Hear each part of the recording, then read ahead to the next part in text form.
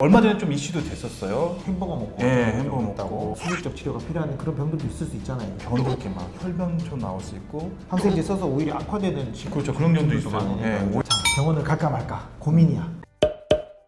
우리 아이 건강지킴이 아닙니다. 완료입니다. 자, 요새 얼마 전에 좀 이슈도 됐었어요. 또 김밥 뭐 이렇게 먹고 막 식중독 같은 이슈도 있었고, 오늘은 이제 그 장쪽, 그쵸. 장쪽 질환에 대해서 얘기해 보려고 그래요. 많이 와요. 토하고 설사하고 뭐 열나고 등등등등 이렇게 많이 오잖아요, 그죠? 네. 감별을 해야 되겠네요. 그렇죠. 식중독이냐? 물론 장염 안에 식중독이 들어가니까 그죠? 장 쪽에 문제가 생기면 장염이고 그 중에 음식물이나 이런 거에 관련돼서 그렇죠. 생기는 걸 식중독이라고 얘기하잖아요, 그죠? 네. 요즘에 추세가 어때요?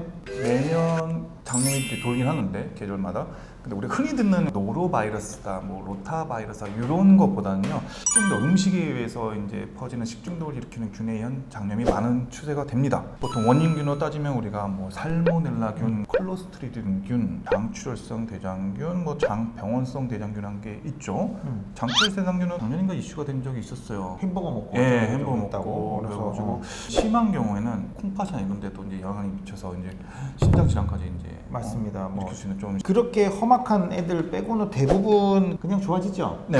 요새 보면은 트렌드가 이제 식중독균이 좀 많이 늘고 있는데요. 원인 뭘까요? 왜 이런 게 그죠? 요새 또 기승을 부릴까요? 코로나 때문에 그쵸. 사회적 거리두기도 더 있어서 뭐 음. 다른 감염성 질환, 뭐 호흡기 질환 등등은 줄어들고 있는데 자꾸 늘어나고 있어.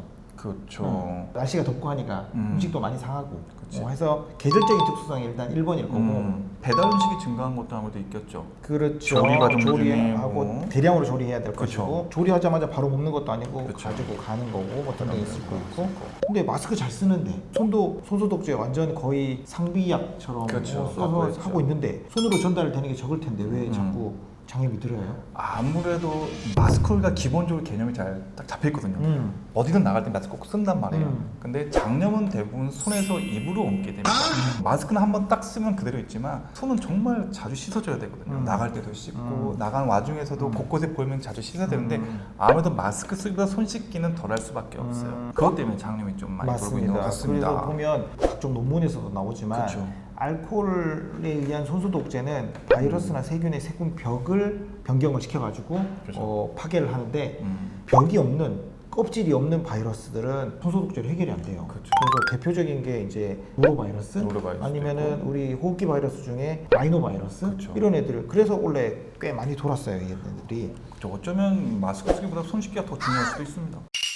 그렇죠. 예. 손을 잘 씻어야 되는데 손소독제 했으니까 됐어. 아무래도 요새 코로나가 조금 기간이 늘어나면서 조금 이제 늦어졌잖아요. 특히 여름철이다 보니까 사람이 많이 몰리는 공간에서 아무래도 이제 컨택트가 있다 보니까는 이제 시간이 좀 되는 경우가 있고요. 이거 만약에 걸렸으면 증상이 어떤 증상들이 대부분? 장염 초반에는 보통 우리가 장 증상만 생각하지만 미열도 있을 수 있고 구토, 설사는 기본적으로 생길 수 있고요. 심해지면 이제 배도 복통도 생기고 두통 생길 수 있고 탈수에다가 변도 이렇게 막 혈변초 나올 수 있고 더 심해지면 정말 탈수에 의해서 처지고 못 먹고 이런 증상까지 생길 수가 있죠. 그럼 네. 이런 증상이 있으면 일단 결국은 치료를 해야 되는데 그렇죠, 그렇죠. 대개의 장염은 집에서 그냥 좋아지죠. 경미한 경우는 먹는 거 조심하고 안정을 취하고 수분 섭취 잘하면 되는데 요새 또 도는 장염 같은 경우는 이제 균들이 아까 말했던 살모넬라균 이런 것들이 식중독균인데 집에서 처치로 잘 안 나는 경우가 대부분이에요. 꼭 병원을 방문해서 좀 처치가 필요한 경우가 있습니다. 그죠. 무작정 항생제 쓰는 건 아니잖아요. 그렇죠, 그렇죠. 그죠. 일단 병원에서 오시면 심하다 싶으면은 수액 치료도 할 것이고 입원이 필요할 수도 있고. 그렇죠. 근데 열나고 그다음에 뭐 토하고 하는 것들 중에 이런 단순히 장염 말고도 수술적 치료가 필요한 그런 병들도 있을 수 있잖아요. 그렇죠, 그렇죠. 그런 애들을 감별하려면 초음파도 봐야 될 것이고. 초음파도 봐야 되고 그죠. 또 간혹 가다가 뇌수막염 이런 거랑 또 헷갈리는 경우도 있어요. 증상이 그죠. 비슷하니까 열 나고 토하고 뭐 두통도 있고 그러다 보니까 그렇죠. 감별 좀 해야 되겠네요. 그렇죠.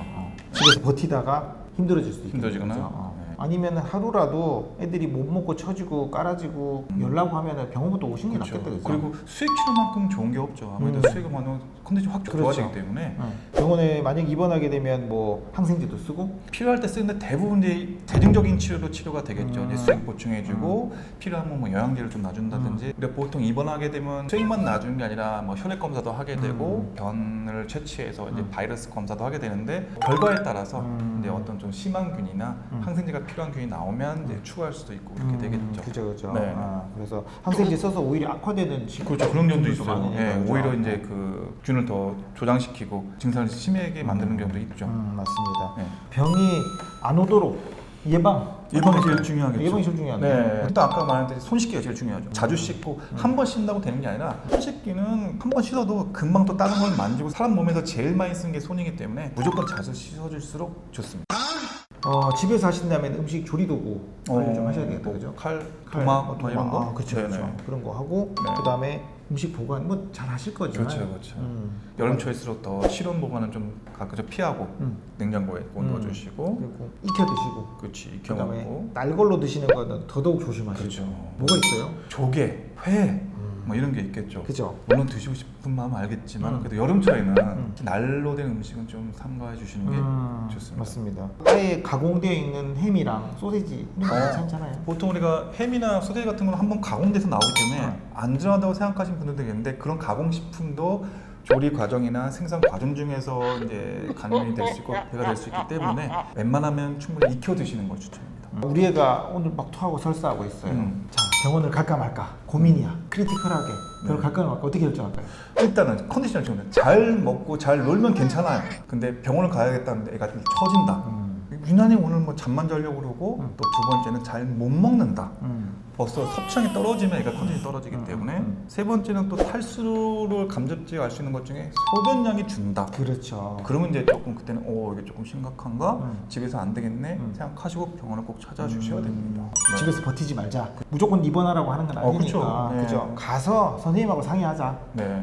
병원을 가게 되면 조금 심한 경우에는 의사 선생님들이 수액을 좀 맞고 갑시다 얘기해 드리는 경우가 있어요. 그러면 엄마들이 좀 바늘을 찌르니까 좀 무서워하시는 분들이 계세요. 걱정도 되고 애한테 짠하기도 하고 의사들이 보통 수액을 치료를 얘기할 때는 정말 필요하니까 얘기하는 거겠죠. 그럼요. 엄청 도움이 많이 되는 게 입으로 공급될 수 없을 때는 강제적으로 집어넣어주는 게 제일 좋은데 수액을 맞게 되면 몸에 물 양이 당연히 많아질 수밖에 그렇죠. 없죠. 들어간 만큼. 그렇게 되면 우리 몸에 순환되는 혈액량도 많아지니까 장들한테도 좋은 거예요. 빨리빨리 회복이 되는 또 거죠. 그렇게 얘기하시는 분들이 있어요. 뭐 수액 어차피 맹물 아닌가요? 그래서 아이고 뭘 맞춰 이렇게 말하시는 분들이 있는데 이 수액수 자체만 해도 컨디션 엄청 좋아집니다. 포도당도 들어있고 전해질도 있고 이렇게 조합이 잘 돼 있기 때문에 우리 또 몸의 60%가 수분이잖아요. 그만큼 수분이 중요한 거죠. 또 수분이 빠져나가면 보충해줘야 돼요. 도려할 필요 없다. 그렇죠. 하자만 하자. 그게 좋을 것 잠깐 같아요. 따끈한 거보다 애가 집에서 못 먹고 처지는 게 더 아이한테는 힘들게 하는 거다. 이 수액 놓고 하는 병원들은 애들 수액 넣는데 다 선수들만 모여 있다. 그렇죠. 그죠. 이 서가 선생님들이 이렇게 권유할 때는 애기들한테서 뭐 돈을 어떻게 해야 돼 이런 그렇죠. 개념은 아니고 애들을 좋아지게 만들겠다는 그런 마인드가 기본이라서 그래서 따라 주시는 것도 괜찮을 것 같아요. 또 의사 마인드까지 있어요. 오늘 이제 여름철에 생길 수 있는 요새 또는 식중독 이런 장질환에 대해서 알아봤습니다. 그래서 여름철에 또 이제 먹는 거 조심하시고 코로나 잘 이겨내시고요. 여기까지 우리 아이 건강 건강지킴이 와이였습니다. 법이었습니다.